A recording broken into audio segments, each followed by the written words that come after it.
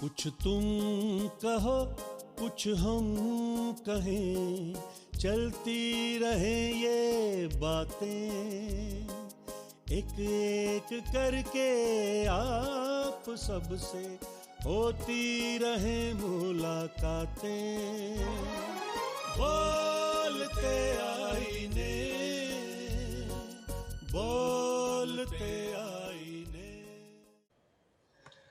फिर नजर में फूल महके, दिल में फिर शम्में जली, फिर तसव्वुर ने लिया उस बज़्म में जाने का नाम। नमस्कार, आदाब मेरे प्यारे दोस्तों। बोलते आईने के इस कड़ी के अंदर एक बहुत ही लाजवाब प्रोग्राम होने जा रहा है।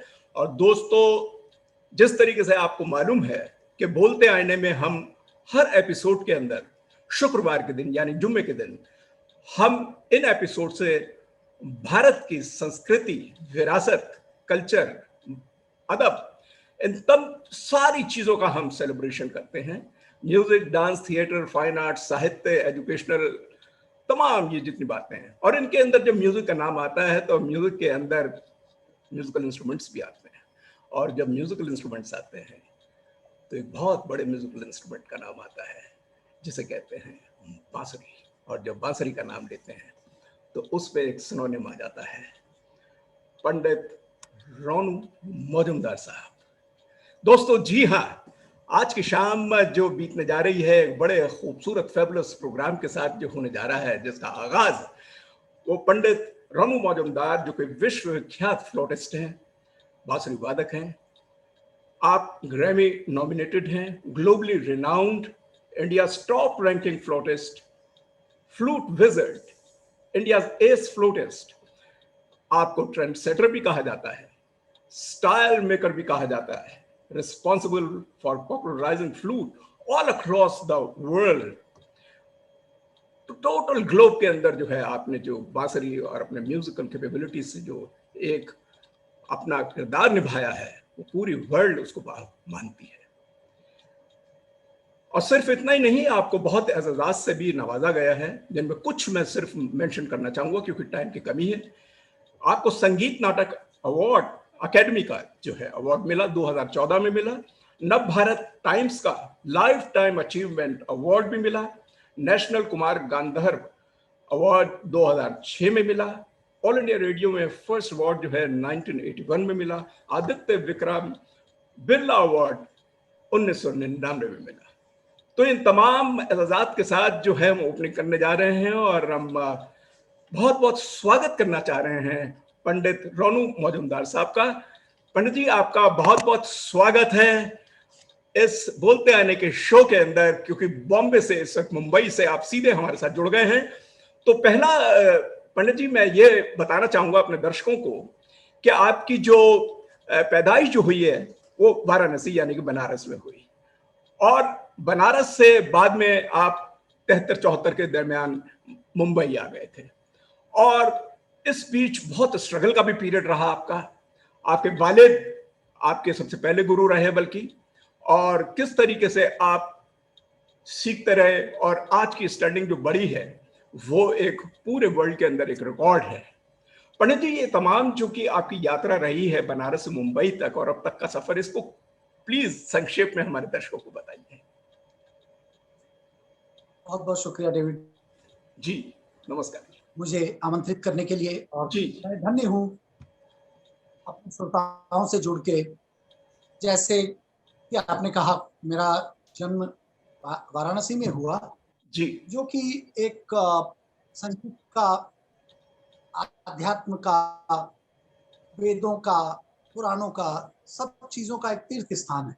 जी, जी, तो संगीत का तीर्थ इसीलिए कहा जाता था, जी, कहा जाता है आज भी, क्योंकि वहां पर बड़े रामदास जी, कंठे महाराज, जी, शारदा सहाय जी, इन लोगों ने संगीत के बीज बोए, जिसमें से पंडित किशन महाराज जी हुए। तो ऐसे जगह में मेरा जन्म हुआ, और जी, हरिश्चंद्र घाट जी, पे जी, मेरा मकान था। जी, जी, जी, और मजे की बात ये थी कि ये जो हरिश्चंद्र घाट, ये दो आर्टिस्टों के, कलाकारों के एरियाज होते थे। पाड़ा बोलते हैं उसको, उनका अच्छा, पाड़ा है, ये उनका अच्छा, पाड़ा है। जी, जी, तो एक कबीर चौरा और एक रामापुरा। अच्छा। तो इन दोनों के में मैं था, तो किसी भी कलाकार के घर में और मैं चला जाता था बचपन में, जब 7-8 साल का था। तो अच्छा। पिताजी क्योंकि पैट्रोनाइजर थे, संगीत के संरक्षक थे पिताजी, तो व्यावसायिक बांसुरी वादक नहीं थे, तो उनका बड़ा सम्मान था कलाकारों के जी जी बीच जी में। जी जी तो उसका फायदा मुझे ये होता था कि मैं किसी के घर में भी जाऊं तो मुझे निकाल नहीं दिया जाता था, बल्कि मुझे आने दिया जाता था। जी जी तो जी जी वो जो वातावरण मैंने देखा, उन लोगों को अपने जैसे क्रूज पे देखा मैंने, तो जी। उनको अपने ऊंचाइयों पे जब वो लोग थे, गिरिजा देवी जी, और उनको बुआ जी कहता था मैं, तो इन अच्छा। लोगों के घर पे आना जाना, राजन साजन मिश्रा मेरे बड़े भाई की तरफ थे, अरे वाह। उनके यहाँ तो दोस्ताना मेरा रहा। अभी जी अभी जी जी जी जी जी। तो मैंने पहले राजन भैया को खो दिया हम लोगों ने इस कोरोना काल में। बड़े बड़ी दुखद बात है, ऐसे ऐसा जी विद्वान कलाकार जी शायद ही जी कोई जी पैदा जी, हो। बहुत अफसोस तो की बात। खैर, बहुत ही अफसोस की बात है। जी जी जी जी। वहाँ पे एक संगीत के प्रति मेरी जो रुचि है वो बहुत नेचुरल रही। उस्ताद बिस्मिल्लाह खान साहब का पीलू सुनते हुए मैं बड़ा हुआ। उसके तत्पश्चात मैं बम्बई में, होम्योपैथिक के डॉक्टर थे पिताजी, तो उस सिलसिले में हम लोग बम्बई आ गए। बॉम्बे आकर, और पिताजी वैसे पन्नालाल घोष जी जो बांसुरी के जन्मदाता हैं, उनके जी शिष्य थे। जी जी जी जी। तो मुंबई में आके मुझे मुख्य गुरु की प्राप्ति हुई। वो थे पंडित विजय राघव राव, जो कि बांसुरी के, अभी उनका 96 ईयर चल रहा है, महापरायण, मतलब जी अब तो जी रहे नहीं जी वो। जी की जी शिक्षा मुंबई में शुरू हुई गुणी गंधर्व पंडित लक्ष्मण प्रसाद जयपुर वाले जी से। जी तो जी इस तरीके से 1980 तक चलता रहा, जी और मैं कहीं जाता सीखता, लोगों के साथ बजाता। 1980 और 81 ये दोनों साल मेरे जीवन में एक, आप कह सकते हैं कि एक मोड़ लेकर आया, एक बदलाव लेकर आया, और मुझे जीवन में बहुत कुछ प्राप्त भी हुआ। जी जी जी जी। 1980 में एक हुआ था, अगर आपको याद हो, एशियाड 82 का, जो रिकॉर्डिंग 80 में हो गया बिल्कुल था, बिल्कुल अथ बिल्कुल स्वागतम शुभ स्वागतम। तो उस बिल्कुल गाने में मैंने बिल्कुल। फ्लूट बजाया था, और उसमें संगीत था भारत रत्न पंडित रविशंकर जी का। बल्कि और पंडित जी मेरे को, उस वजह, पंडित जी मैं एक यहाँ पे बताना ये भी चाहूंगा कि जो स्वागतम शुभ स्वागतम, क्योंकि मैं भी इसमें तमाम चीजों के अंदर जब देख रहा था और आपका रोल विशेषकर देख रहा था, ये कलावती और जनसमूनी के मिलावट से शायद ये पंडित रविशंकर जी ने करा, और ये मेरा ख्याल है पंडित नरेंद्र शर्मा जी ने लिखा। और इस पे जो आपका कॉन्सेप्ट और पीछे से बैकग्राउंड और म्यूजिक जो है वो कमाल का था। तो इस पे थोड़ा सा और विस्तार से बताइएगा प्लीज, वेलकम सॉन्ग जो है। हाँ, वेलकम सॉन्ग जो उस वक्त इंदिरा जी थी मैडम, वो प्राइम मिनिस्टर हुआ करती थी, तो वो रविशंकर जी को बोली कि एक गाना आप तैयार करिए। और नरेंद्र शर्मा जी को बहुत ही देश के एक की बात आती थी, तो उस लेवल के वो कवि थे, जी जी और उस स्तर की कविताएं होती थी। जैसे कि पंडित भीमसेन जी का जो मैंने एल्बम बजाया था, बाजे बाजे रे मोरलिया बाजे, अधर क्या धर बात है। मुरली मोहन, ये हाँ, सब उनका लिखा। मतलब लेखन में एक कुछ राष्ट्रीयता होती थी। जी जी लिखना अलग बिल्कुल। तो कोई भी लिख हाँ, सकता है, नेशनलिज्म, नेशनल फीलिंग। जी जी जी एक बात, चाहे वो अध्यात्म हो, चाहे देशभक्ति हो, चाहे स्पिरिचुअलिटी की पराकाष्ठा हो, जो भी जी हो, तो नरेंद्र शर्मा जी से वो लिखने का बिल्कुल बिल्कुल। किया गया, और उन्होंने लिखा। और बंबई में उस वक्त एक वर्ल्ड ट्रेड सेंटर में न्यू एचएमबी रिकॉर्डिंग स्टूडियो खुला था, जो अच्छा। बाद में आग लगने के कारण वो जल गया। जी जी तो जी। फिर ओल्ड एचएमबी में हम लोग चले गए। खैर साहब, तो ये रिकॉर्डिंग न्यू एचएमबी में हुआ, और हम लोग सब गए वहां। अच्छा। और हमारे गुरु जी पंडित विजय राघव राव जी इसको कंडक्ट किए। तो विजय राघव राव जी और पंडित रविशंकर जी का गुरु शिष्य का नाता था, हालांकि वो दोनों थे एक ही बराबर के, छोटे भाई बड़े भाई की तरह। जी तो जी कुछ शिक्षा उन्होंने ली थी, तो गुरु बोलते थे उनको। तो नेचुरली रिश्ते में तो दादा गुरु थे, मगर उस गाने को बजाने की वजह से वो मेरे गुरु जी से बोले कि ये बच्चा मुझे दे दो। अच्छा। हाँ, और मेरा पूरा नाम रानेंद्र नाथ मजुमदार है। तो अच्छा। जी वो जी जो पेट नेम से सब लोग बुला रहे थे, तो उनका बोलने का तरीका भी तब जैसे बड़े लोगों का होता जी है। जी जी। बोले कि अरे इतना बड़ा नाम कौन याद रखेगा बेटा, इसको यही नाम को तुम रख लो। तो वो मेरा भी देखो, मैं रविंद्र शंकर हूँ, अब रवि शंकर हो गया। तो यू नो ये जी एक जी जी घटना, उसी नाम को फिर चल पड़ा, वो पॉपुलर हुआ मेरा। तो जी वो मुझसे, मेरे गुरुजी से मुझे मांग लिया और मैं उनके साथ टूर करने लगा पूरा विश्व। एक टूर के मेरे ख्याल में आप भी साक्षी रहे, जी मॉस्को फेस्टिवल ऑफ इंडिया में भी मैं उनके साथ गया, वहां आप भी थे। और 88 में था वो, तो उसके बीच में जी तो बहुत काम किया मैंने। जी जी फिर जी उदय शंकर फेस्टिवल में हम एशियाड विलेज में बजाए उनके साथ। तो बाद में मेरे दादा गुरु मेरे गुरु भी हो गए, तो मेरे 4 महान गुरु मुझे प्राप्त हुए। क्या बात है। तो और 1980 में 81 में बहुत सारी घटनाएं हुई। ऑल इंडिया रेडियो कंपटीशन में मैं, जैल सिंह से मुझे अवार्ड मिला, उस वक्त ज्ञानी जी थे राष्ट्रपति। खैर साहब, तो उस वक्त के जो फिल्म में बजाऊंगा मैं कभी मैंने सोचा नहीं था, अच्छा क्योंकि मैं बचपन से एक शास्त्रीय संगीत का कलाकार, फिल्मों का तो बात ही दिमाग में नहीं आता। फिल्म लाइन को कोई हम नफरत की नजर से नहीं देखते या कुछ नहीं, मतलब उस तरफ ध्यान ही नहीं जाता। जी जी सीधी जी सी बात की भाई, हम क्लासिकल है तो क्लासिकल बजा रहे हैं, जी जी जी शास्त्रीय संगीत बजाना, राग रागिनी, तिहाइयां, कठिन कठिन अछोब राग, अछोब राग और अप्रचलित राग, रेयर रागास जिसको बोलते हैं हम लोग। जी जी तो जी ये आर डी बर्मन वो व्यक्ति थे जो मुझे फिल्म लाइनों में ले गए, फिल्म लाइन्स में ले जाके बजवाया। तो उस वक्त बस मैं संक्षिप्त में कह रहा हूँ कि दक्षिणा मोहन टैगोर, जो जिन्होंने तारशनाई को जन्म दिया था, जी जी जी ऐसराज दिलरुबा में हॉर्न लगा के जा गाने जा का, जा जा जा उसको तारशनाई कहा दर्शन जाता है था। जी। वो मेरे गॉडफादर बन गए, उन्होंने मुझे सुना। अच्छा एक गाना मैं ऐसे ही रविंद्र जैन के वहां बजा रहा था, किशोर कुमार जी का, किशोरदा भी बहुत प्यार करने लगे थे मुझे। अच्छा और उस गाने के बाद उन्होंने कहा कि पंचम को बांसुरी, क्योंकि हरिप्रसाद जी बजा रहे थे दोनों जगह, जी चौरसिया जी, तो वो उनके पास इतना समय नहीं हो पा रहा था क्लासिकल प्रोग्राम की व्यस्तता की वजह से, कि वो उस वक्त आरडीएलपी ये दोनों ही चलते थे, जी दोनों बादशाह थे। कंपेयर जी करना मुश्किल है कि कौन नंबर 1 है और कौन नंबर 2 है। दो अगर उसको नंबर 2 कहूं तो उसका असम्मान है, दोनों अपने आप में बादशाह। आरडीएलपी, तो यहाँ पे बांसुरी की थोड़ी कमी हो गई थी, बांसुरी वादक की। पंचम दा के वहाँ हमारे पंचम मैजिक, तो वहां ले गए मुझे और पहला गाना मैंने बजाया। पंचम दा 2 ही प्रश्न थे, आज भी याद है मुझे। जी वो 2 प्रश्न थे डेविड साहब, कि तुमको बंगला में बोले, तुमको खमाज आता है राग, और तुमने कभी बैकग्राउंड म्यूजिक बजाया? तो मैंने खमाज के लिए कहा हाँ। अच्छा बैकग्राउंड म्यूजिक कभी बजाया? तो मैंने कहा ना। तो बोले मोटेशन लिखने आता है? मैंने कहा हाँ। तो बड़ा खुश हुए। और उस जमाने में हमारे बड़ा नहीं था, बाद में इसको बोले कि चलो हॉलीवुड का छोटा भाई बना दिया जाए, तो इसको बॉलीवुड नाम दे दो। तो बॉलीवुड नाम उस वक्त फिल्म इंडस्ट्री बोलते थे हम लोग, जी फिल्म जगत।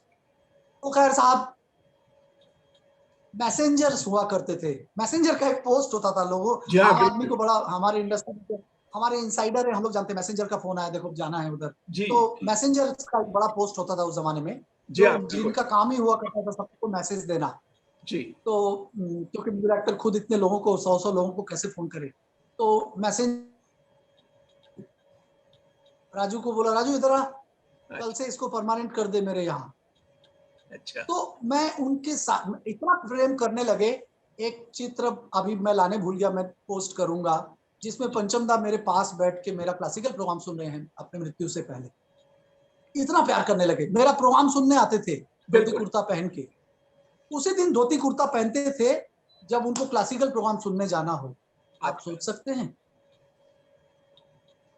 ऐसी यादें मैं ताजा कर रहा हूं आज। कितनी बड़ी बात, कितनी बड़ी बात। तो बल्कि बहुत तो सारे, पंडित जी, मैं यहाँ पर एक बात मैं ये भी इस वक्त अपने को याद दिला रहा हूँ कि शायद वो एक ऐसा वक्त था 80s का कि जब आर डी बर्मन साहब जो हैं इतनी बड़ी लेजेंड रही, लेकिन एक व्यक्ति के समय में कोई ना कोई जीवन काल में कोई ना कोई ऐसा पीरियड आता है जब वो टूटने लगता है, हर के साथ होता है। तो शायद वो पंचम दा का ऐसा वो पीरियड था, एक लीन पीरियड कह सकते हैं, जिसमें आपकी मुलाकात उनसे हुई और उस मुलाकात के अंदर जब जुड़े और आपने फिर से रिवाइव, बल्कि प्रॉपर वर्ड है रेजोरेक्शन, पुनर्जीवित आपने जो बजा कर कराया, कुछ ना कहो कुछ तो ना कहो, वो वाला जो गाना आपने बजाया है, वो उस फिल्म का 1942 का जो अपना रुतबा बना, वो आपकी इसी ट्यून के साथ जो आपने इंट्रो म्यूजिक जिसे कहेंगे वो करा। मैं तो बल्कि ये गुजारिश करूंगा, अगर पंडित जी आप थोड़ा सा इसके सुर पर जाके दिखा दें तो हमारे दर्शक जो हैं वो बड़ी वाह वाह करेंगे और आपकी तरफ से एक बड़ी दक्षिणा और बहुत बड़ा प्यार मिल जाएगा हमें। कुछ ना कहो कुछ तो कहो, 1942 अवश्य। Love story. हाँ, आज तो मेरा प्रोग्राम नहीं है, मगर इतनी अच्छी आपने बात कही तो मैं उस धुन को, उस कहते हैं ना कि दिस सॉन्ग इज ब्लेस्ड, तो वो इंट्रो म्यूजिक ब्लेस्ड था। क्या बात है, ब्लेसिंग्स थी। बिल्कुल ठीक कह रहे हैं, बिल्कुल। तो वो, और एक बात मैं बजाने से पहले कहना चाहूंगा जी कि जब मैं गया तो पंचम दा मुझे एक बात कहते थे, ये मेरे लिए बहुत लकी है, ये आया मेरे पास तो मुझे फिल्म फेयर अवार्ड मिला, वरना मेरे साथ तो इतनी पॉलिटिक्स हुई। कितनी बड़ी बात बता रहे हैं आप, कितने बड़ी, बहुत बड़ा राज खोल दिया, बहुत बढ़िया, थैंक यू, बहुत बड़ी बात। वो एक बार बोले कि मेरे अमर प्रेम को भी दिया नहीं गया फिल्म फेयर अवार्ड, मगर उनको फिल्म फेयर अवार्ड की जरूरत नहीं थी जी, पब्लिक के हार्ट का फेयर मिल चुका था, तो फिल्म फेयर की क्या जरूरत है जी। तो आप सोचिए कि तो लोग कहेंगे या ये क्या हुआ, या चिंगारी जैसे गानों को भी फिल्म फेयर अवार्ड नहीं दिया गया। हाय हाय तो हाय, कितना हमारे फिल्म इंडस्ट्री में चलता है मैनिपुलेशन, और उस सबके विक्टिम ऑफ मैनिपुलेशंस पंचमदा रहे, क्योंकि उनको बिल्कुल ठीक पॉलिटिक्स है। नहीं आता था जी जी और जी उनको आता था म्यूजिक, इसीलिए वो सेमी गॉड हो गए आज। जी। और जो उसका तो पंचम अनफिनिश्ड जर्नी डॉक्यूमेंट्री में थोड़ा सा खुलासा किया है मनोरी दादा ने, क्योंकि वो किसी से डरते नहीं थे, तो कैमरे में आके जो बोलना था बोल दिया उन्होंने। कुछ नाम भी लिए मनोरी दादा ने निडर होके, क्योंकि सच्चाई बोलने के लिए थोड़ी ताकत भी चाहिए, बिल्कुल बिल्कुल तो वो बिल्कुल दादा, ताकत ठीक कह रहे मनोरी हैं। दादा में थी। जी जी जी जी सच्चाई बोलना सबके बस की बात नहीं है। जी, तो बिल्कुल। मनोरी दादा बोले कि मैं तो अभी 75 साल का हो गया हूँ, मुझे क्या डर है, मैं बोलूंगा जो बोलना है, ऐसा करके बोल दिया उन्होंने। एक्चुअल जो घटना हुई थी उनके साथ, इस वजह से 87 में किशोरदा गुजरे, 88 से 90 87 तक तो टॉप में रहे पंचमदा, जी और 88 से थोड़ा गिरने लगा, और फिर गिरते गिरते कैरियर थोड़ा सा डिप्रेशन में चले गए, तो उसका कारण इंडस्ट्री के इनसाइडर का पॉलिटिक्स रहा। तो जब कुछ ना कहो रिकॉर्ड हुआ, तो अच्छा मैं वो कहूं कि लक्की क्यों कहा था उन्होंने, अच्छा, क्योंकि बाद में जो म्यूजिक अच्छा था, मगर अच्छा तो अमर प्रेम कटी पतंग में दे चुके थे वो, तीसरी मंजिल वगैरह में, जिसमें सिंगर्स को तो फिल्म फेयर अवार्ड मिला, मगर पंचम दा को नहीं दिया, तो और पंचम दा के वेरी बदले सैड, किसी और को वेरी दिया गया। Very sad. वेरी सैड, ये इंडस्ट्री में होना नहीं चाहिए। जी जी, बिल्कुल ठीक। आज हाँ, आज फिर से वो बातें उठती है, जब सुशांत सिंह राजपूत जैसे लोग गुजर जाते हैं तो फिर वो बातें उठती है, मगर जहां भी ऐसी चीजें हो वो नहीं होनी चाहिए। मेरा दरखास्त है कि मैं तो कोई नेपोक्रिट्स नहीं था, मगर फिर भी मेरा नाम हुआ, मुझे जद्दोजहद करनी पड़ी, तो मैं अपने आगे आने वाले बच्चों से ये कहना चाहता हूं जी कि टूटना नहीं बच्चों, सचमुच हरिवंश राय बच्चन के उस बात को याद रखना, जिसमें मैंने एक लाइन और जोड़ दिया, क्योंकि मैं कवि भी हूँ, जी कविताएं भी लिखता हूँ। जी वो कहते हैं कि कोशिश करने वालों की कभी हार नहीं होती, जी अगर होती भी है तो जीत में बदल जाती है, ये मैंने ऐड किया जी उसमें। जी जी जी तो जी जी अगर होती भी है तो आती है, जी, मेरी हार हुई है, मुझे तोड़ा गया। बिल्कुल। जयदेव जी के रिकॉर्डिंग में किस्सा सब लोग जानते हैं, इनसाइडर इंडस्ट्री के, मगर मैंने कहा था जिसने किया था उससे कि मृत्यु तो किसी का राह नहीं देखता, जी जी जी जी जी जी जी जी, मगर अगर आप जीवित रहे और मैं भी जीवित रहा, तो मैं गुरु बदलूंगा नहीं और मेरा नाम होगा आप देख के मरेंगे। तो वही हुआ, मैंने क्या गुरु बात, नहीं बदला, क्या मैं बात। स्टाइल मेकर बना, और वो देखते, फिर जब मेरा नाम हुआ तो आके स्टेज में पांव पड़ गए मेरे। मैंने कहा आप बड़े हैं, क्यों पांव पड़ रहे हैं, बस आप दूसरे को ऐसे मत बोलिएगा जो आपने मुझसे कहा, ओ, आपके कहने से मेरे और शक्ति बढ़ गई।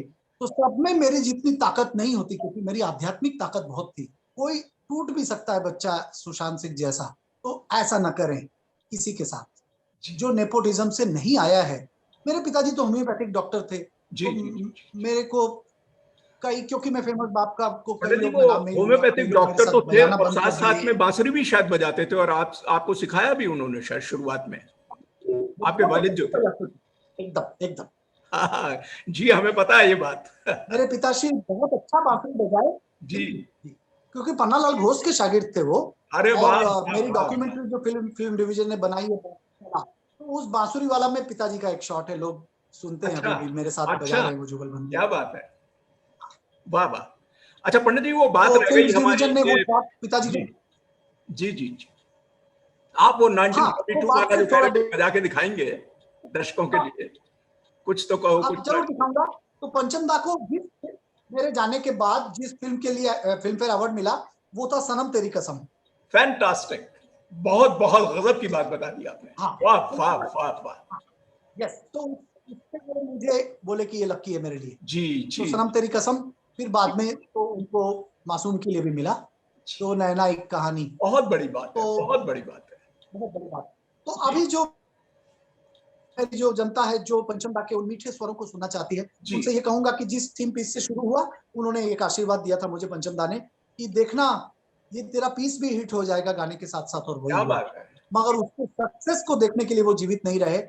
फिल्म गाना रिकॉर्ड हुआ, बैकग्राउंड म्यूजिक होते होते वो गुजर गए। फैंटास्टिक। फिल्म पूरी हो गई थी, प्लीज, बैकग्राउंड म्यूजिक हम लोगों ने उनके बिना ही बजाया, तो मैं उनको श्रद्धांजलि देने के लिए वो बजा रहा हूँ। जी प्लीज प्लीज प्लीज। वाह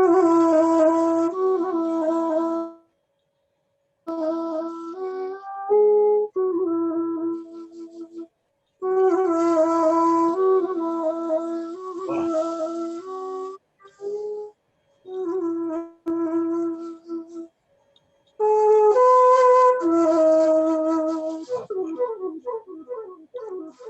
ये सब वो बीच के फिलर है, मैं जी वो भी जी, बजाता जाऊंगा। हाँ प्लीज प्लीज।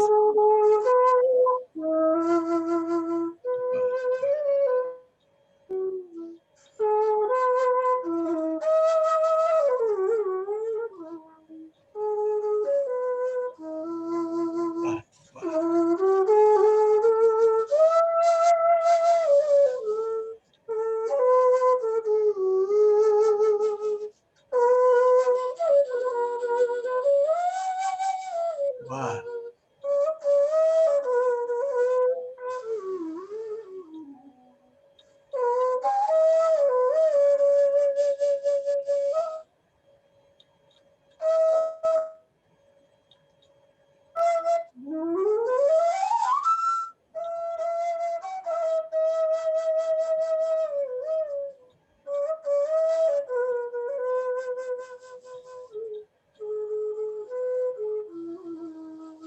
फैंटास्टिक।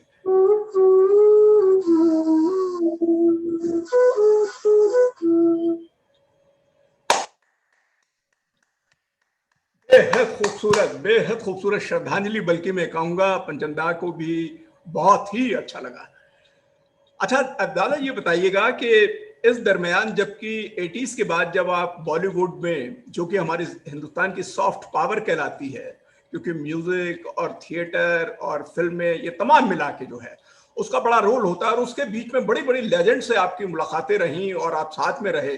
गुलजार साहब के साथ आपका काफी काम रहा, मैंने सुना है, और विशाल भारद्वाज जी आपके साथ, मतलब इस तरीके के कई लोग जो हैं, ये कई यादें जो हैं, जो एक गोल्डन मोमेंट्स आपके साथ बीते हैं, वो आपके दिमाग में हमेशा बसे हुए हैं। तो कुछ आप प्लीज शेयर कीजिएगा कि किस तरीके के आपके ख्यालात रहे, लम्हे रहे, जो उन लोगों के साथ, जैसे गुलजार साहब कितनी बड़ी शख्सियत हैं, उससे सीखने को आपको मिला, और आपने भी अपनी जो है विधा से जो बांसुरी की उनको कायल कर दिया, और वो भी आपको मानने लगे काफी।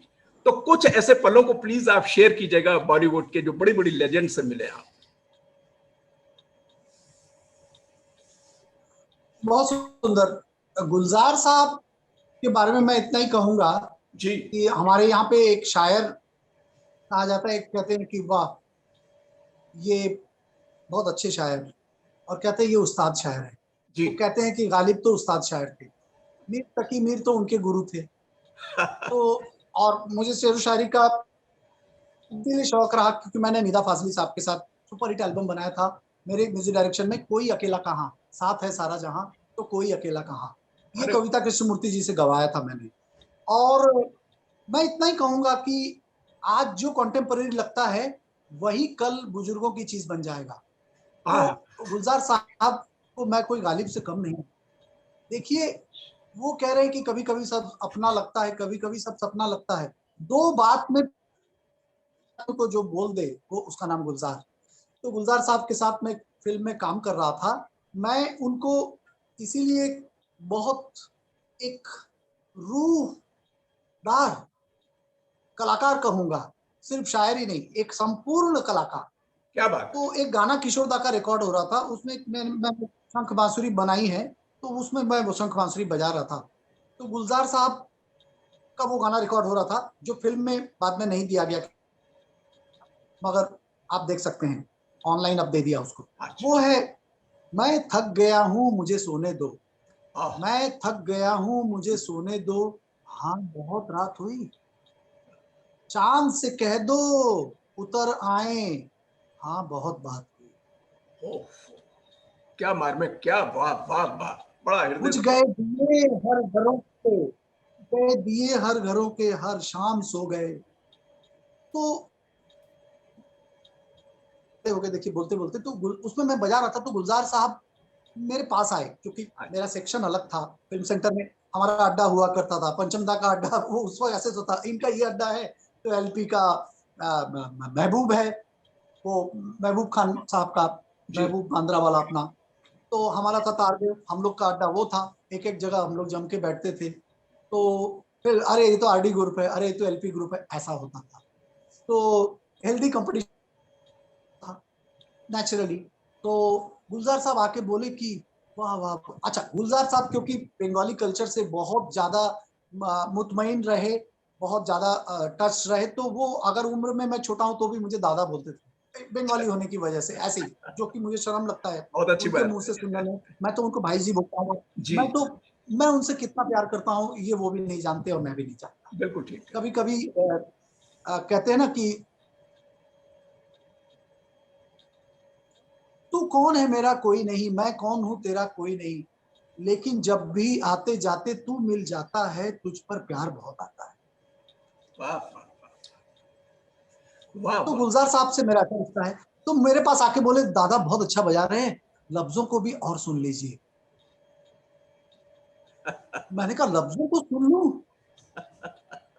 मैं तो कंपोजिशन को सुन रहा था।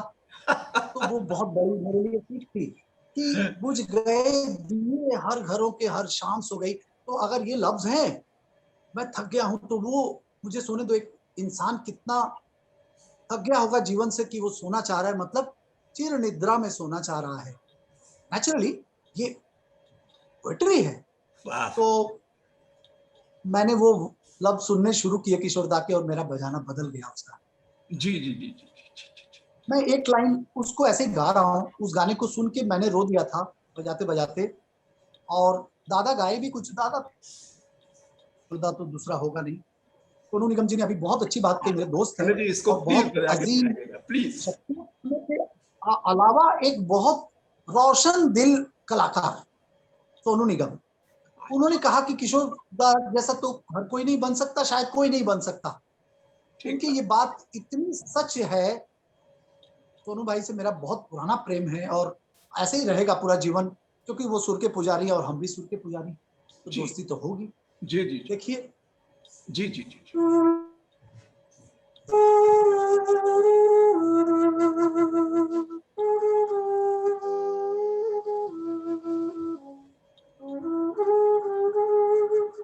मैं थक गया हूँ मुझे सोने दो, वाह वाह वाह। हाँ बहुत रात हुई, चांद से कह दो उतर आए, बहुत बात हुई, वाह वाह वाह। मैं थक गया हूँ। क्या बात है, और क्या मेरा पीस ऐसे गया है, क्या देखिए। बात है।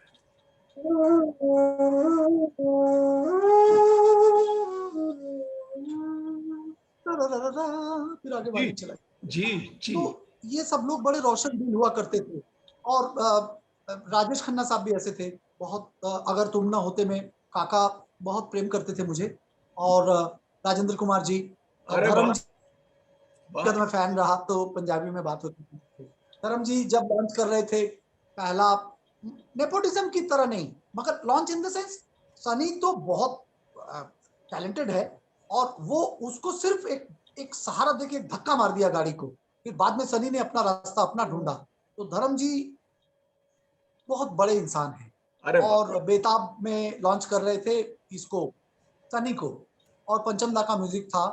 और मैंने पर्वतों से आज मैं टकरा गया, क्या बात उसमें है, मेरी बांसुरी है। ये तो शब्बीर कुमार और साहब ने शायद गाया रफी था। साहब चले गए थे, और धर्म जी, शब्बीर भाई ने गाया सारे गाने मेरे साथ थे। शब्बीर भाई मेरे दोस्त हैं, जी शब्बीर भाई ने गाया, जी यकीन है।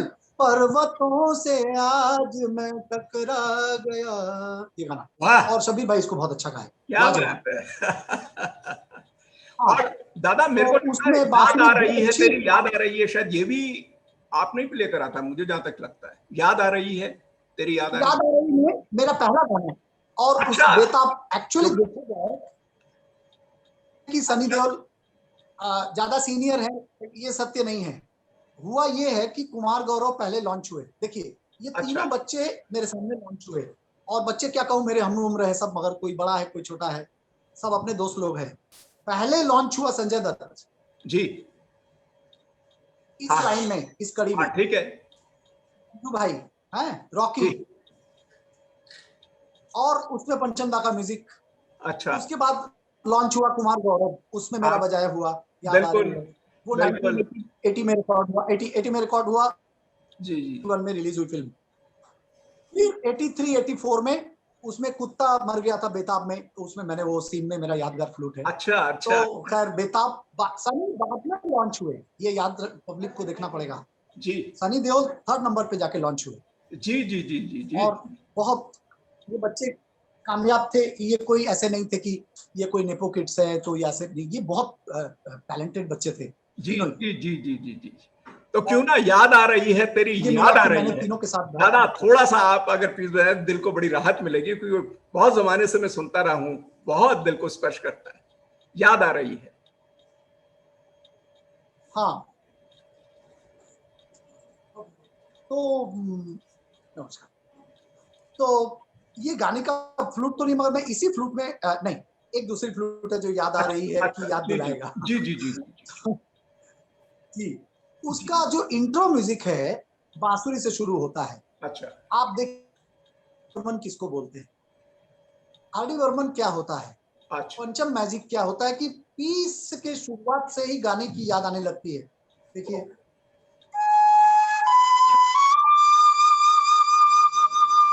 वाह वाह डंग डंग डंग डंग डंग वाह डंग डंग, वाह गिटार, डंग डंग डंग डंग डंग डंग डंग डंग। वाह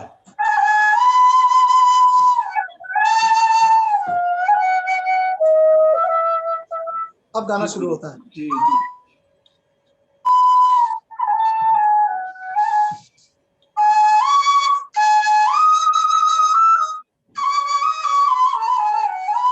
ये म्यूजिक वन में है मेरा। जी तो जी जी जी आपने इस गाने की याद दिलाई, मैं बजाए बिना नहीं रह पाया। जी जी जी जी जी, क्या बात। मैं चलते अच्छा, चलते माचिस अमित के कुमार अंदर जी भी के लिए आपका कुछ कहना काफी चाहता हूँ, काम मेरे बड़े रहा भाई हैं। दादा। माचिस फिल्म में, उसमें भी काफी मैंने सुना काफी हाँ, तो पहले मैं अमित भाई के लिए कुछ कहूँ। जी अमित भाई को किशोर दा से कंपेयर करके नहीं, आप में इतने वो नायाब सिंगर हैं, और उनकी आवाज में एक जो यूथफुलनेस है, उसको इतना अच्छा समझा था राजेंद्र कुमार जी ने। और राजेंद्र कुमार जी इसके डायरेक्टर थे, इस फिल्म की लव स्टोरी, जिसमें 1981 में कुमार गौरव लॉन्च हुए थे, जी, राजेंद्र बहुत कुमार जी के मकबूल बेटे। पिक्चर रही है, बहुत मकबूल। मैंने उसको बहुत अच्छी तरीके से देखा और पूरी बहुत मकबूल रही है। जी जी जी जी बहुत मकबूल फिल्म रही। तो जो कुमार गौरव को एक फ्रेश वॉइस चाहिए, एक अमित कुमार जी की बहुत खूबी है, जो लोग किशोर दा को बहुत कॉपी करके गाते हैं, मैं उनसे ये कहना चाहूंगा कि उनके बेटे ने ही उनको कॉपी नहीं किया। कितनी अमित बड़ी बात कुमार जी बोल का रहे अपना स्टाइल है। हैं। जी जी जी, हाँ, बड़े अच्छे लगते क्या बात हैं, है, तो धरती है। उसमें जो नेजल है, में अगर आप देखें, वॉइस कल्चर कल्याण जी भाई सिखाते थे। मैं कल्याण जी भाई के घर जाता था, यहाँ पे एवरेस्ट में, पेटर रोड में। कल्याण जी भाई की एक बात होती थी कि भाई वॉइस कल्चर क्या होता है, कहाँ पे मुकेश जी का कितना बहुत नेजल बड़ी यूज बात है। होता है, किशोर दा का तो क्या होता है, किशोर दा शब्द को कैसे जीते हैं, बहुत बड़ी बात है ये। तो अमित कुमार जी का ये बहुत बड़ा चीज हिस्टोरिकल है। कि उन्होंने अपने पिता को मेंटर मान के फिर अपनी आवाज के थ्रो को अपने जैसा रखा और नेजल का इस्तेमाल इतना सुंदर किया। आप किसी भी गाने को सुनेंगे, शायद इस बात की चर्चा कभी नहीं हुई। मेरा भाई है अमित, मेरा दोस्त भी है, और अमित दा अच्छा। मेरे से बड़े हैं, मेरे ख्याल से 4 साल बड़े हैं मेरे से, 4 साढ़े 4 साल। अमित दा, तो अमित दा एक बहुत ही जहीन इंसान है, दयालु और किसी बुराई से दूर रहने वाले एक सच्चे कलाकार अमित कुमार, किशोरदास जी के बहुत बड़ी पुत्र और सुरशु पुत्र, जो बहुत दादा का नाम उनके नाम से हमको याद आती है, उनका गाना से। जी जी जी जी जी जी जी जी, बड़ी बात। क्या बात है, वाह वाह वाह। अच्छा पंडित जी, ये मैं एक बात और याद कर रहा था कि आपने जो फ्लूट को एक क्लासेस से मासेस में ले जाने का जो काम करा है, ये पहले शायद किसी ने नहीं करा। जो मैंने खंगाला आपका पूरा बायोडेटा और रिसर्च करी आपके काम पे, आप मासेस तक ले गए हैं।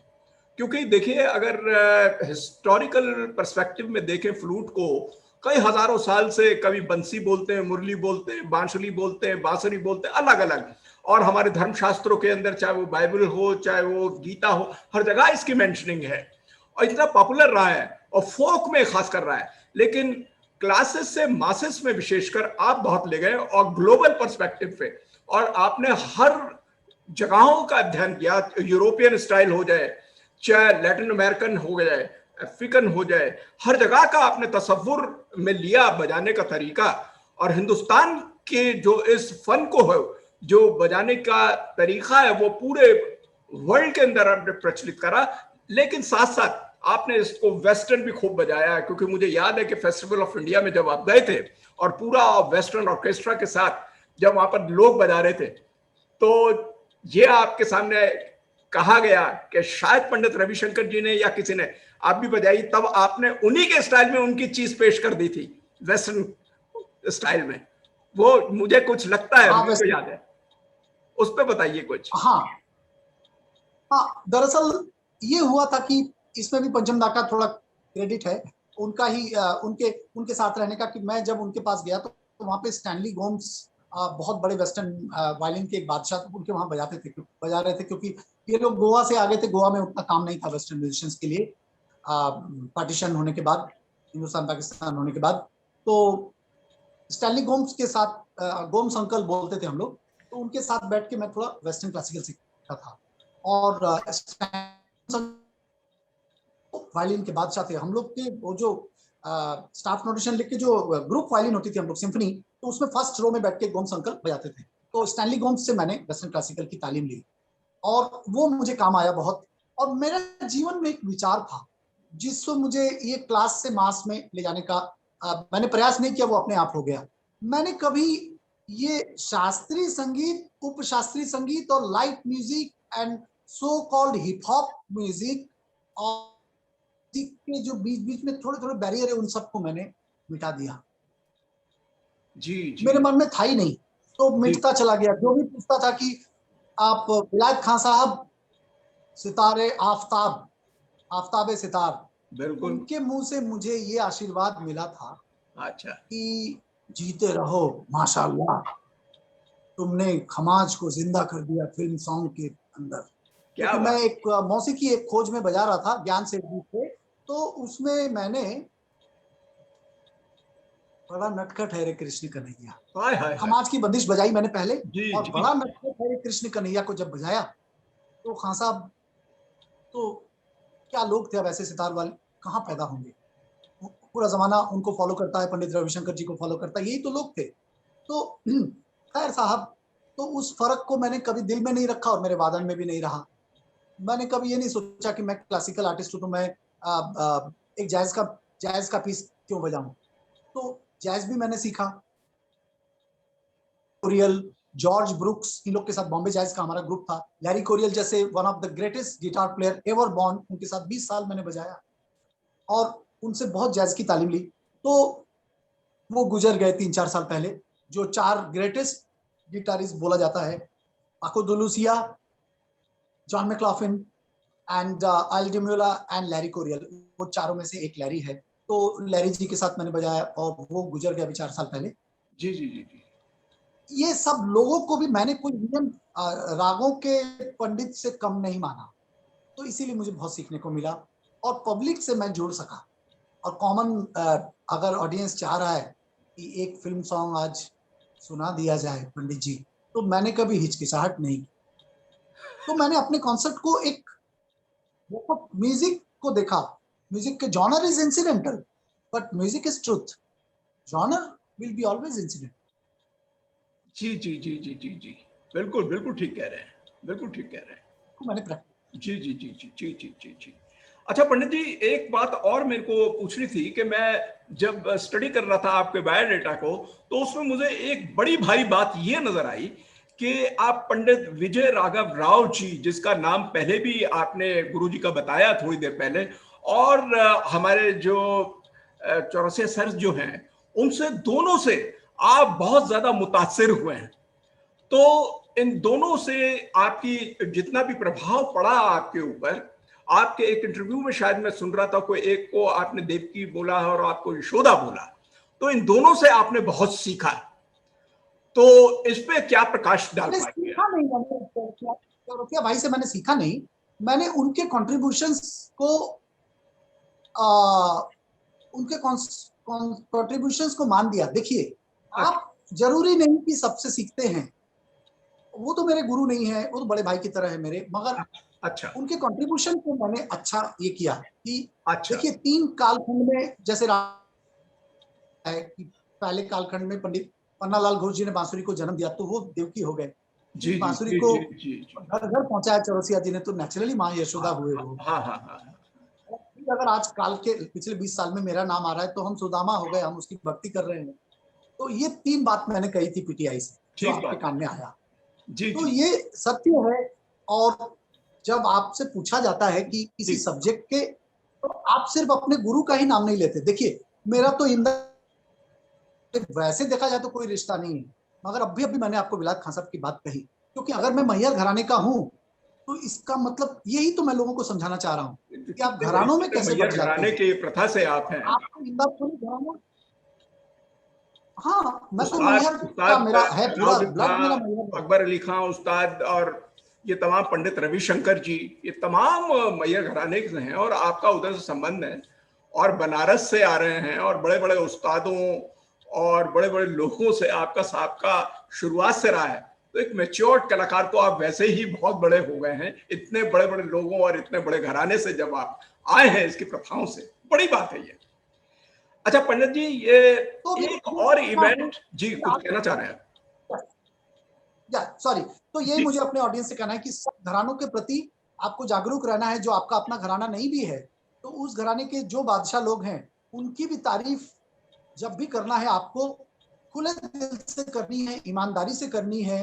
तो उसी तरीके से मैंने किया पूरा जीवन। नहीं भी है और बहुत बड़ा काम किए हैं, तो उनका तारीफ तो होना, करना मेरा धर्म है ना, तो वो मैंने किया जी, ईमानदारी से। बिल्कुल बिल्कुल बिल्कुल, बहुत बड़ी बात कह दी क्या आप। करूंगा? अच्छा पंडित जी, एक बहुत बड़ी इवेंट वेणुनाथ के नाम से जो मुकम्मल हुई थी, और जो कि आपने जिसका जो कॉन्सर्ट थी, पूरी कंडक्शन आपने करा, 5,378 जिसमें फ्लोटिस्ट थे, और under the banner of Art of Living जब आपने करा, तो ये अपने में एक वर्ल्ड रिकॉर्ड होल्डर है, गिनीज बुक के वर्ल्ड रिकॉर्ड में ये बड़ी इवेंट है, क्योंकि 5,378, 5,378 flautist they were there and you conducted them. इसके बारे में थोड़ा सा बताइए, क्योंकि ये तो बहुत ही बड़ी बात है इस इवेंट के बारे में। ये बहुत बड़ी बात तो है भी, और ये एक अपने आप में चमत्कार था, जी चमत्कार है, मिरेकल। बिल्कुल। क्योंकि आपने बहुत अच्छी याद दिलाई। ये आर्ट ऑफ लिविंग के जो हमारे आध्यात्म गुरु है श्री श्री रविशंकर जी, जी हमारे गुरुदेव जो हैं, तो उनके पास मुझे विक्रम हाजरा जी ले गए, और उनके थ्रू मुझे ये काम का सेवा मिला। तो शुरू में मैं बहुत डर गया, और मैंने सोचा कि मैं कैसे कर पाऊंगा, जी इतने फ्लूटिस्ट कहाँ मिलेंगे मुझे जो सुर में बजाए। जी क्योंकि फ्लूटिस्ट तो बहुत मिल जाएंगे, मगर वो क्या सुर में बजाएंगे? एक साथ बजाएंगे तो सुर में और मैं सो नहीं पा रहा था, आप मानेंगे नहीं, 1 महीना तक ऐसा हुआ कि मैं रातों को उठ जाता था कि अरे बाप रे, ये सुशील वाद्य है, अगर एक दूसरे का, क्योंकि इसमें ट्यूनिंग तो होती नहीं ना, फूक से ट्यूनिंग करते हैं हम लोग, ट्यूनिंग थोड़ी होती है यहाँ, बिल्कुल मगर बिल्कुल, फूक से, बहुत बड़ी बात है। अगर फूक का प्रेशर कम ज्यादा हो तो बेसुरा भी होता है। बहुत खतरनाक साज है ये, इज्जत हमारी दांव पे लगी होती है हर बार। तो खैर साहब, वो बोलते हैं ना कि अगर आप उसके ऊपर छोड़ देते तो वो जो शायद 5000 साल पहले 5000 फ्लूट प्लेयर भगवान कृष्ण जब जन्मे थे, दुनिया में आए थे कुछ काम करने के लिए, तो वही चीज 5000 साल, और उन्होंने सब काम किया और 5000 तक फ्लूट प्लेयर हो गए इकट्ठा। अच्छा फाइनल रिहर्सल में गया तब भी सुर में थोड़ा क्लैशिंग हो रहा था। जी तो जी मैंने बोला अब इसका इलाज तो मेरे पास कुछ नहीं। मैंने सबको बोलते रहा कि सुर सुन के बजाइए, सुर में और भी ध्यान दीजिए। बोलता तो रहा मैं, मगर मैं तो उनके अंदर घुस के तो सुर में बजा नहीं सकता। तो मैं फिर प्रे करने लगा, मैंने कहा कि अभी मेरे हाथ में नहीं है, ये गुरुदेव भी संभाले और ऊपर आप ही संभाले। तो उसमें पंडित चौरसिया जी को मैंने चीफ गेस्ट बनाया अच्छा और मैंने कहा आप भी आइए, देखिए क्या है इवेंट। तो वो मुंबई से चल के आए, तो मैंने उस दिन बहुत उनको भीष्म पितामह का नाम दिया, चौरसिया जी को, और अध्यात्म गुरु तो सामने थे ही। और फाइनल काउंटिंग था, as you said very rightly, 5378 5378 flute players, which is जी वर्ल्ड रिकॉर्ड। जी जी जैपनीज रिकॉर्ड हमने तोड़ा, हमने नहीं तोड़ा, ऊपर वाले ने तोड़ा। नहीं नहीं, और बिल्कुल सबने बिल्कुल, सुर में बहुत बजाया। जो फाइनल प्रोडक्ट आया जी वो जी सुर में है, जी बेसुरा जी नहीं जी है। इतने फ्लूट सुर में कैसे बजा सकते हैं, आप सोचिए, मिराकल है। जी जी जी जी जी जी। अच्छा पंडित जी, एक जो ये थोड़ी देर पहले आपने बताया कितना मुश्किल ये लगता, तो सीधा एक इंस्ट्रूमेंट है लेकिन बहुत मुश्किल है इसको सीखना। सीरियसनेस से अगर सीखे तो बड़ी लगन की आवश्यकता है, और इसके साथ फिजिकल फिटनेस जो आपको, और विशेषकर कंटेम्परेरी दौर के अंदर, मुझे तो बल्कि एक मुबारकबाद अपने दर्शकों को ये बताने कि मेरा ख्याल है कि मैंने अभी सुना है कि आपने दोनों इंजेक्शन जो अभी कोरोना के जो लिए हैं वो मुकम्मल हो गए हैं। ये न्यूज है काफी, आपके दोनों दोनों इंजेक्शन हो गए। बड़ी अच्छी बात है, ये हमारे लिए भी एक बड़ा बहुत दोनों अच्छी हो। एक एग्जाम्पल है पूरी दुनिया के लिए। और इसके जो फिजिकल फिटनेस जो रखनी पड़ती है, मेरा ख्याल है कि जैसे अनुलोम विलोम है, या कपाल भाती है, या ब्रीदिंग एक्सरसाइजेस हैं, या लंग्स की जो एक्सरसाइजेस है, वो तमाम आपको लगातार करनी पड़ती होंगी। तो इस पे बताइए, ताकि हमारे जितने भी इंस्ट्रूमेंटलिस्ट हैं और विशेषकर जो फ्लूटिस्ट हैं वो कुछ सीख पाए, कि इस पे भी आप थोड़ी सी रोशनी डालिए प्लीज। ये बहुत बड़ी बात है, क्योंकि लोग ये नहीं समझ पाते। बांसुरी सीखने वालों को लिए बहुत अच्छी बात आपने निकाली, और मुझे उनसे कहना है कि अनुलोम विलोम और उज्जयी, उज्जयी बहुत ज्यादा important.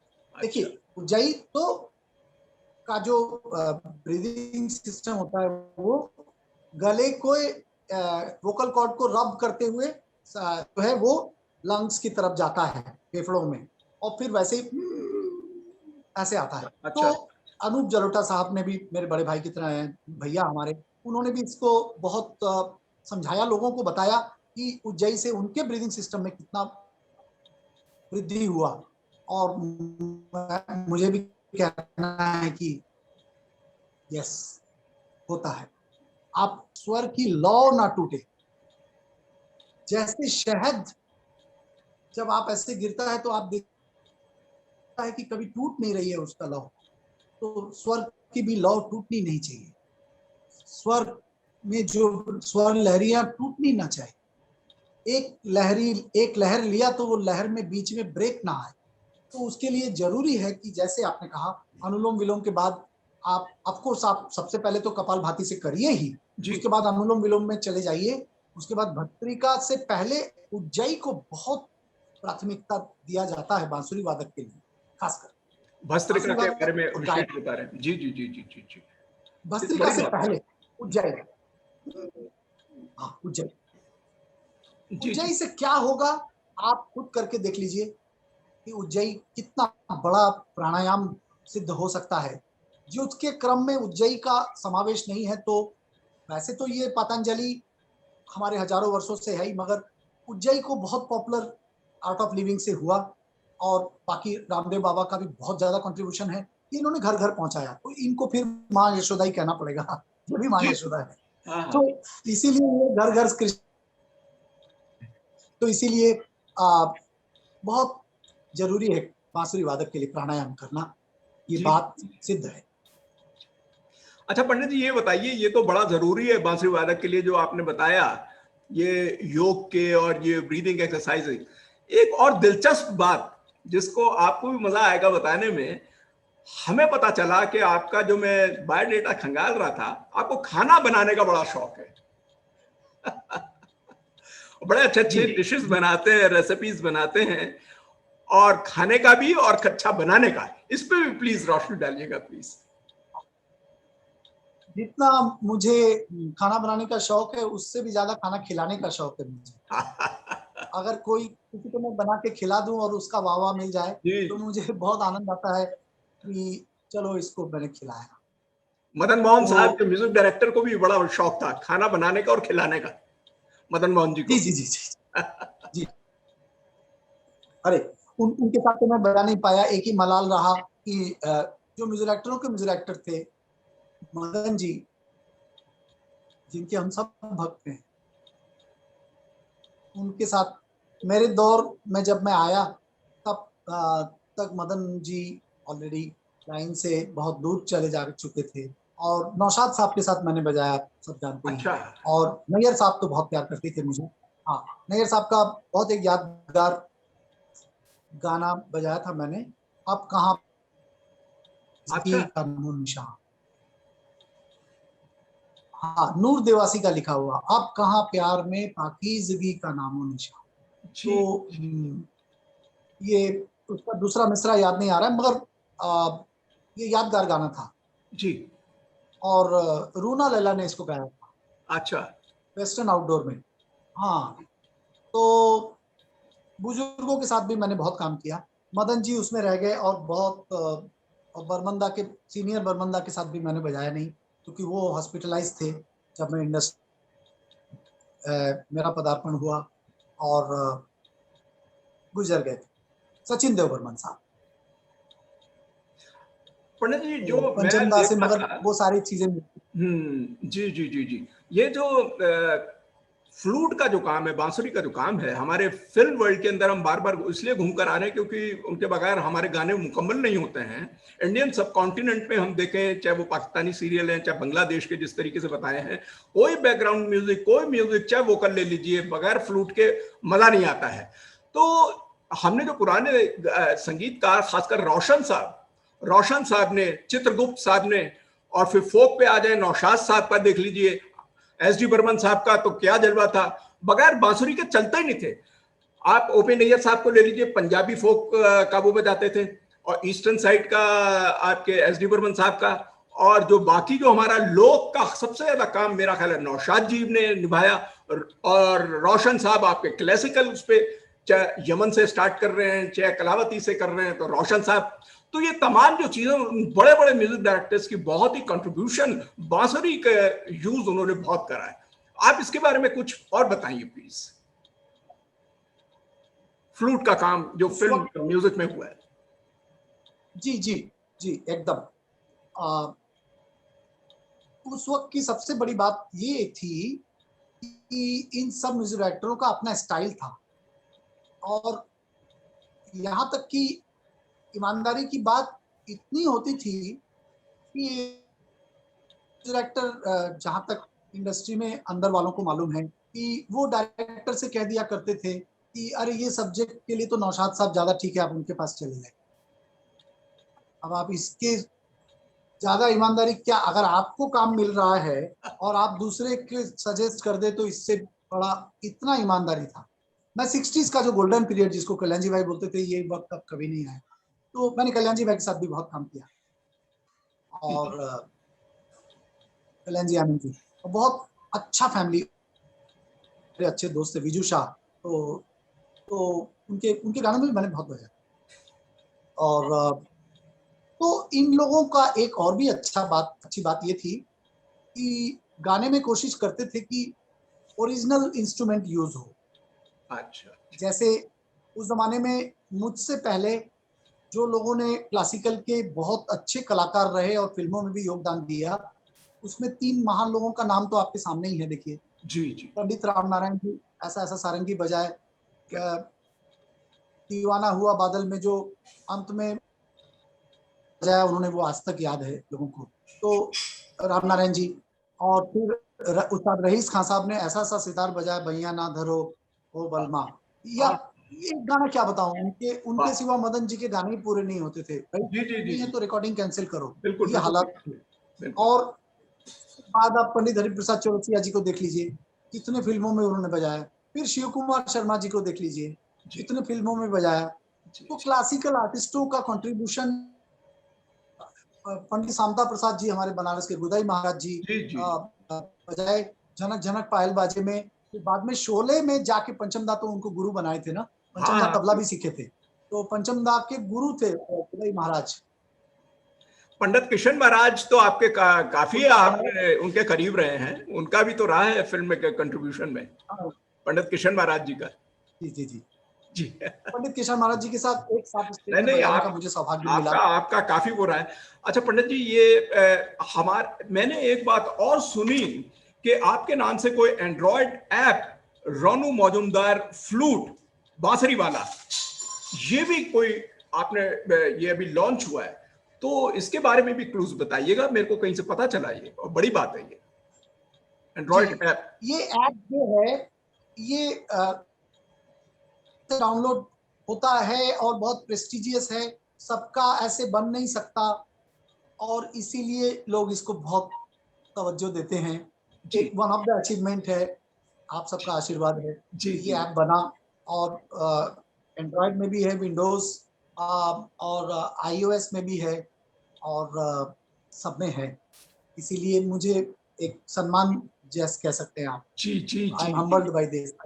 Thank you so much Pandit ji, आपके आज के इस शो के अंदर बोलते आईने में आने के लिए आपने अपना टाइम दिया, बहुत बहुत शुक्रिया आपका। और पूरे बोलते आईने के तमाम नाजरीन को मैं बताना चाहता हूं कि आज हमारे साथ मुंबई से जुड़े हुए थे पंडित जी रोनू मौजूमदार साहब, और आप एक विश्वविख्यात बांसुरी वादक फ्लूटिस्ट रहे हैं, और आपके आने से तमाम बोलते आईने के जितने नाजरीन हैं आपको बहुत बहुत फायदा हुआ है। Pandit ji thank you very very much. अब जाते जाते आप कुछ मैसेज देना चाहें तो बड़ा अच्छा लगेगा। मैं जाते जाते आप सबसे कहना चाहता हूं कि संगीत, अच्छे संगीत को सुनिए, क्योंकि अच्छा संगीत सुनेंगे तो ही अच्छे संगीतकार बनेंगे। अगर आप कहेंगे कि अरे मैं यही कंपोज कर रहा हूँ, पब्लिक टेस्ट है, तो फिर बनाने वाला भी थक जाता है। बनाने वाले को रास्ता दिखाइए, आप जनता जनार्दन हैं। आप जितना अच्छा म्यूजिक को खरीदेंगे, सुनेंगे, स्पॉटिफाई है या जो भी डिजिटल प्लेटफॉर्म्स है। फिर से संगीत के लिए बहुत अच्छा एक न्यूज़ है कि जब सीडीज नहीं होते सब डिजिटल हुआ, तो आज डिजिटल प्लेटफॉर्म्स भी बहुत उभर के सामने आ रहे हैं। आप अच्छे म्यूजिक को प्लीज सुनिए, डाउनलोड करिए, जो भी आप करते हैं। और सीखने वालों से मैं एक चीज कहना चाह रहा हूँ, आज के दौर में एक चीज थोड़ी डराती है मुझे क्वालिटी के लिए, वो ये है कि don't learn for the sake of success of the subject, learn just for the sake of subject. Of the subject, you are trying to love the success. आप सब्जेक्ट को सीखने से पहले ही सोच रहे हैं कि इससे सक्सेस कब मिलेगा। वाह वाह, सब्जेक्ट तो पूरा ही नहीं हुआ अभी तक, बहुत बड़ी बात है। तो आप सब्जेक्ट के प्रति साधना करिए। अरे बोलते हैं 1 साल सीख के कि मैं फुल टाइम लेना चाहता हूँ। अरे एक डॉक्टर जब इतना पढ़ाई करके फिर फुल टाइम लेने की सोचता है, तो म्यूजिक के प्रति इतनी ईमानदारी क्यों नहीं? म्यूजिक भी तो सीरियस सब्जेक्ट है। आप है तो क्या हो गया? अगर आप गॉड गिफ्टेड है तो क्या हो गया? मेरे पिताजी बोलते थे कि गॉड गिफ्टेड होने के बाद भी उसको पॉलिश करता है गुरु, फिर चमकाता है। तो गुरु के पास जाइए, सीखिए, जब गुरु की आज्ञा हो तब आप फुल टाइम लीजिए। बहुत नहीं तो लोगों को अच्छा म्यूजिक सुनने को नहीं मिलेगा। बड़ा संदेश है, बड़ी बात। थैंक यू, आप इसको सुनिए, आज आपको so grateful, thank you very much।